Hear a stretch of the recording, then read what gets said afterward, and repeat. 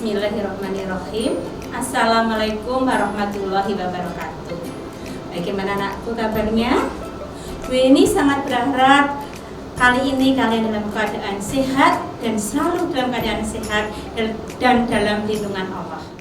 Anak-anak, hari ini kita akan mempelajari KD 3.3 tentang menelaah keragaman sosial, budaya, dan ekonomi masyarakat.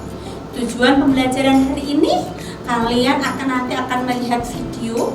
Setelah kalian melihat video, nanti kalian akan bisa mencari sikap-sikap apa sih seorang wirausaha yang sukses. Sikap apa yang perlu kita teladani dari seorang wirausaha itu. Begitu ya anak ya? Paham? Oke, nanti tolong simak dengan baik pelajaran hari ini. Tentunya kemarin kita sudah mempelajari tentang wirausaha. Kemarin kita sudah belajar wirausaha kan? Nah ini akan Bu Eni lanjutkan, Bu Eni ingatkan dulu. Apa sih wirausaha itu? Wirausaha adalah suatu kegiatan usaha atau bisnis mandiri dengan modal dan kegiatan ditanggung sendiri. Jadi dalam kata lain, wirausaha adalah seseorang yang menciptakan pekerjaan sendiri di mana modal, kemudian usahanya, kegiatannya itu ditanggung sendiri. Kemarin sudah Bu Eni ajarkan kemarin, ya kan? Masih ingat kan? Iya. Ciri-ciri wirausaha itu bagaimana? Kalau dia harus wirausaha, dia harus memiliki satu sikap berani mengambil risiko. Karena apa? Kalau wirausaha itu kan ada kadangnya untung, kadang ada rugi. Jadi harus siap menanggung resiko di mana dia bisa mencapai keberhasilan ataupun dia jatuh bangun ketika dia dalam keadaan jatuh.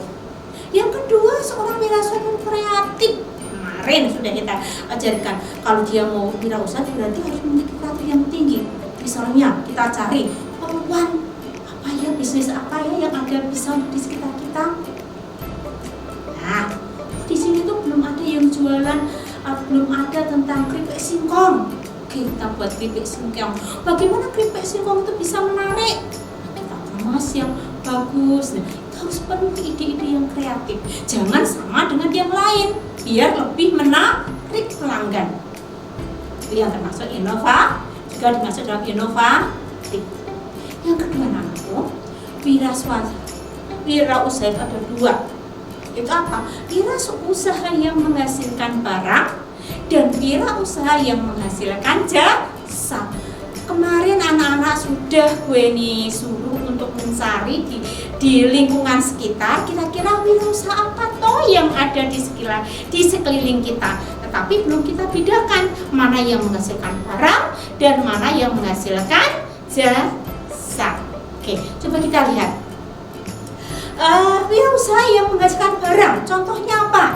Yaitu satu, pedagang keuntungan. Dia menghasilkan, orang beli dapat telur, dapat gula, itu menghasilkan barang. Kemudian wirausaha menciptakan, membuat kue, nah itu akan menghasilkan barang. Yang ketiga, menciptakan kerajinan, entah itu kerajinan sepatu, entah itu kerajinan dari bambu. Kemudian pedagang kue atau pedagang bahan-bahan kue itu juga menghasilkan barang. Yang tidak kalah pentingnya yang mesti ada di sekitar kalian, misalnya apa nak? Yaitu pedagang keliling.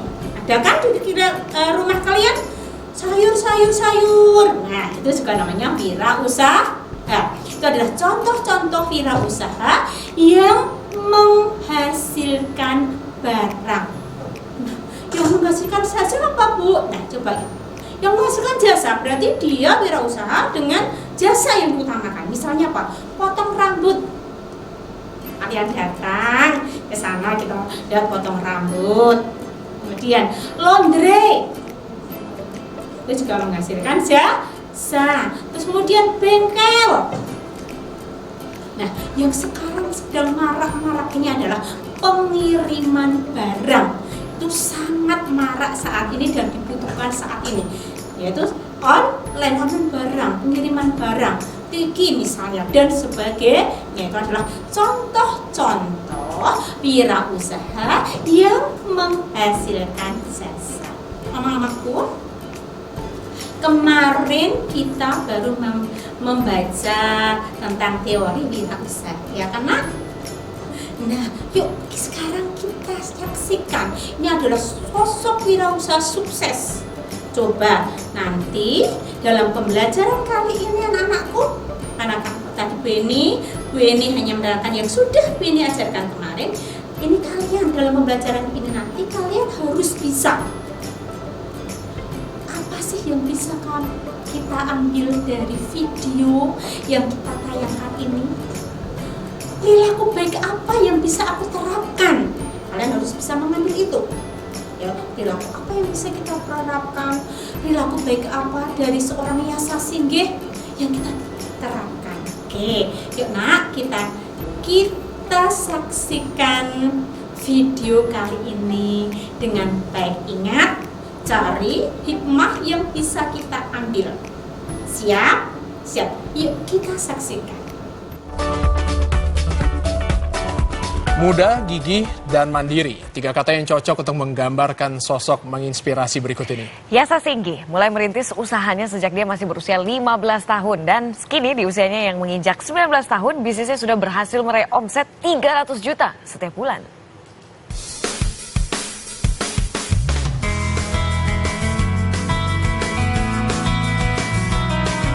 Masa tua yang nyaman tidak hadir dari masa muda yang leha-leha. Jauh lebih baik kita kehilangan masa muda daripada kita kehilangan masa depan. Yasa Singgih umurnya 19 tahun. Di usia belia, Yasa mampu memiliki rumah ini dengan merogoh koceknya sendiri. Dan melalui usahanya di bidang fashion khusus pria, Yasa kini memiliki omset ratusan juta rupiah per bulan. Namanya Men's Republic.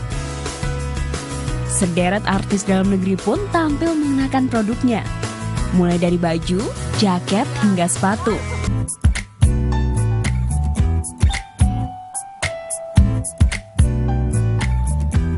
Pagi hari menjadi awal yang penting bagi seorang Yasa Singgih. Saat membuka mata, semangatnya terpacu dengan menatap tembok kamarnya. Sederet harapan dan cita-citanya selalu ia tuliskan di secari kertas. Di saat anak muda lain, dia hidup dalam masa kini.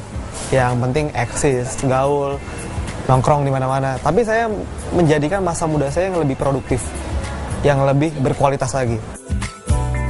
Mencari uang sendiri sudah ia lakukan sejak umur 15 tahun. Bukan perkara mudah. Beberapa usaha sempat ia jalani hingga akhirnya berlabuh dalam dunia fashion.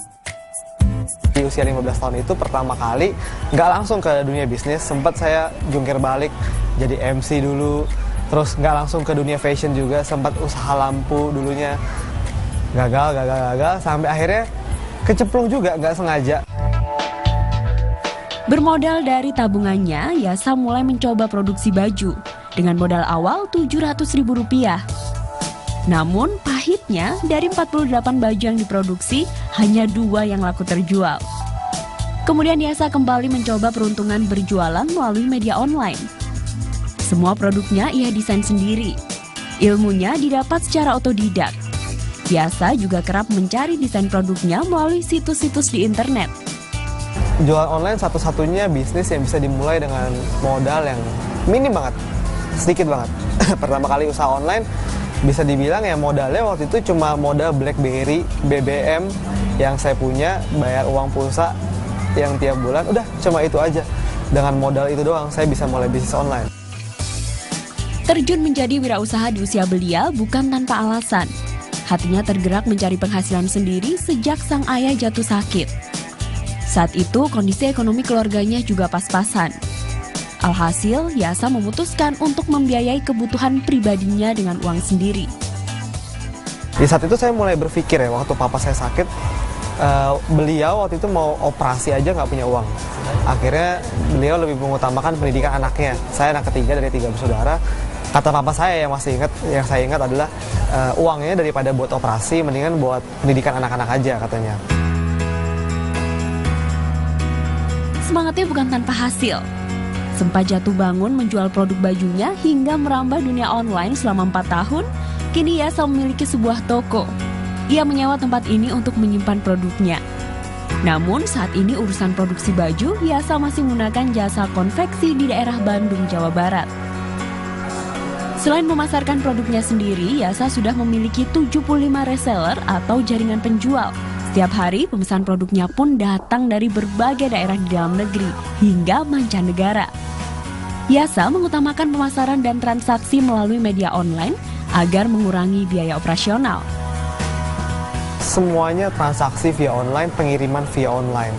Jadi saya benar-benar memanfaatkan via online. Dengan via online itu cost-nya lebih murah. Saya hanya butuh tim yang menghandle di via online, karyawan yang nggak begitu banyak. Karena kita bergerak di via online, otomatis saya bisa lebih efisien dan lebih efektif lagi dalam mengatur cost-cost-nya. Jadi harganya bisa disesuaikan dengan kantong anak muda, tapi kualitasnya tetap kita jaga, kualitas yang terbaik. Selain itu, media online juga ia manfaatkan untuk ajang promosi produknya. Pelanggannya bukan hanya ia jadikan konsumen, tapi juga teman. Supaya viralnya dapat diomongin di mana-mana, saya selalu memposisikan Men's Republic ini di sosial media, dimanapun berada sosial medianya. Kita nggak menjadikan followers kita ini hanya sebagai market yang harus beli produk kita terus. Tapi kita menjadikan market kita ini sebagai teman yang kita edukasi. Harga produk milik Yasa dijual mulai dari 100 hingga 360 ribu. Pembeli yang dibidik mulai dari umur 16 hingga 27 tahun. Kini omset penjualan produk fashion Yasa rata-rata mencapai 300 juta rupiah per bulan. Dan Yasa sudah memiliki total aset hingga miliaran rupiah.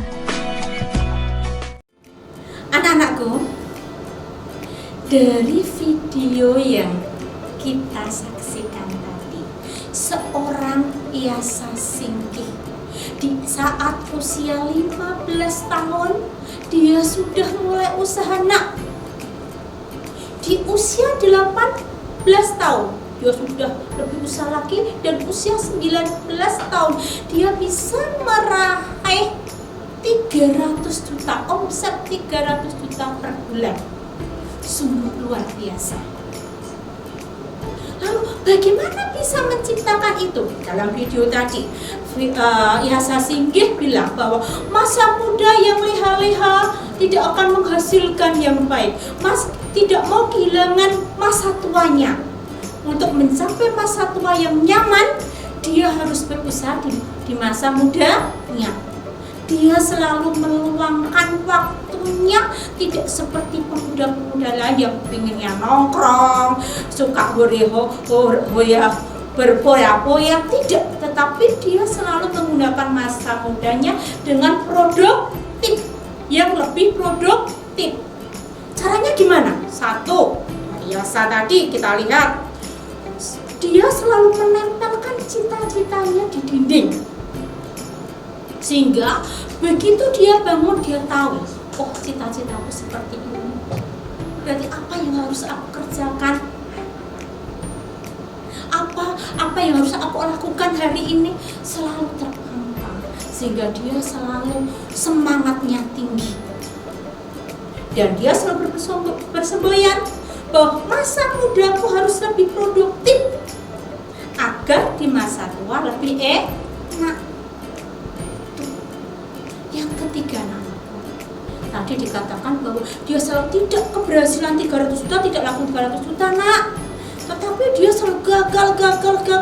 Tidak dari fashion langsung, tetapi dia dari menjadi MC, dari jualan apa yang hanya laku berapa, tidak. Tetapi dia apa? Dia ini nggak berhasil, mencoba lagi dan mencoba lagi. Berarti apa? Dia selalu pantang menyerah dan selalu ingin berusaha. Selalu ingin berusaha ini dengan dilandasi dengan ilmu pengetahuan. Dia tidak bosan-bosannya untuk membaca, mencari budi yang bagus itu seperti seperti apa, tren yang bagus itu seperti apa. Dia selalu mencari di buku-buku model, di internet, sehingga apa? Sehingga model yang dia keluarkan selalu disukai oleh anak muda, sehingga laku. Inilah yang harus kita tiru, selalu mencari wawasan dan belajar tanpa henti melalui internet dan buku-buku. Yang ketiga, ini yang hebat, dia sudah sukses tetapi dia selalu mengadakan kerjasama dengan orang lain. Keberhasilan beliau selalu mengatakan bahwa keberhasilan saya itu karena saya kerjasama dengan pihak lain. Maka dia jalin hubungan kerjasama dengan baik, dengan pengusaha-pengusaha yang mendukung dan dengan karyawan. Dia tidak pernah menetapkan bahwa saya itu bos. Dia selalu menghormati dan menghargai, sehingga terjalin suatu hal yang harmonis.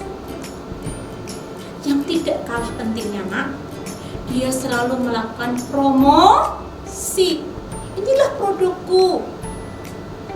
Promosi itu biar menarik tentunya, biasanya dibuat yang seindah mungkin, biar orang tertarik. Yang tidak kalah hebatnya, yang sangat salut saat ini, dia tuh menjadikan konsumen sebagai partner, sebagai sahabat. Kalau dia tahu, oh ini kok sering beli saya ya, maka dicatat dalam hatinya. Kemudian diminta masukannya, produk saya kurang apa ya, ada masukan untuk produk saya, sehingga dia tidak sama sekali tidak malu ketika dikritik. Dia malah justru senang. Karena apa? Karena itu untuk memperbaiki usaha dia. Dan konsumen pun merasa senang. Loh, aku dikasih pertanyaan ya untuk masukan. Dia juga merasa bangga. Oh, berarti penjualnya itu sangat baik. Dia selalu meminta masukan dari aku. Itulah sosok dari Yasa Singgih yang perlu kita contoh. Sekarang itu kan Yasa Singgih kan seorang wirausaha pula, aku kan masih pelajar. Apa sih hubungannya dengan aku? Satu hal, dari seorang Yasa Singgih bisa kita terapkan dalam kehidupan sehari-hari kita sebagai seorang pelajar. Apa? Satu, semangat kalian. Semangat kalian belajar, jangan kalah. Kalau kalian ingin menjadi seorang dokter, dari cita-cita kemarin, ingin menjadi seorang wirausaha, saya ingin menjadi seorang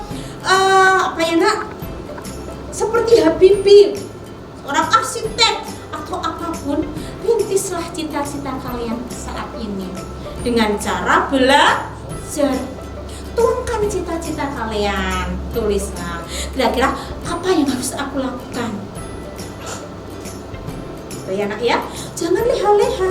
Untuk mencapai suatu kesuksesan itu tidak bisa dilakukan dengan kita berpangku tangan, tetapi kita harus berjuang keras untuk meraih cita-cita. Kalian pasti bisa, ya nak ya. Satu, semangat.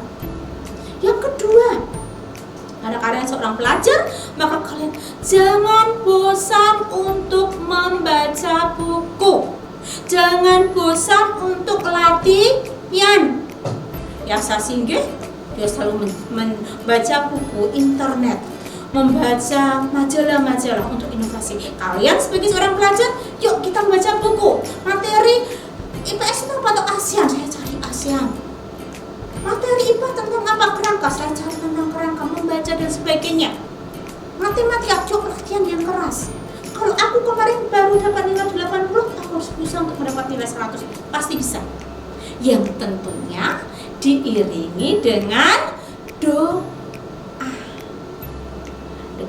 dan usaha yang keras. Insya Allah akan mengabulkan cita-cita. Bisa dipahami, nak? Oke. Lalu bagaimana sih seorang wirausaha bisa sukses? Satu, wirausaha sukses apabila dia mempunyai semangat. Yang kedua, dia kreatif dan inovatif. Yang ketiga, dia selalu menjaga kualitas barangnya. Ya jelas. Yang keempat, dia selalu menjaga kerjasama yang baik-baik dengan karyawan maupun dengan konsumen. Itu yang paling penting. Itu nak pelajaran PKN hari ini. Semoga pelajaran PKN yang sebentar ini bisa kalian terapkan dalam kehidupan sehari-hari dan kalian bisa meraih cita-cita dengan baik. Bu ini yakin kalian ikhtiar yang bagus, doa yang bagus, insya Allah cita-cita kalian akan tercapai. Itu ya nak ya. Ada kurang dan lebihnya mohon maaf. Guru akhiri. Assalamualaikum warahmatullahi wabarakatuh.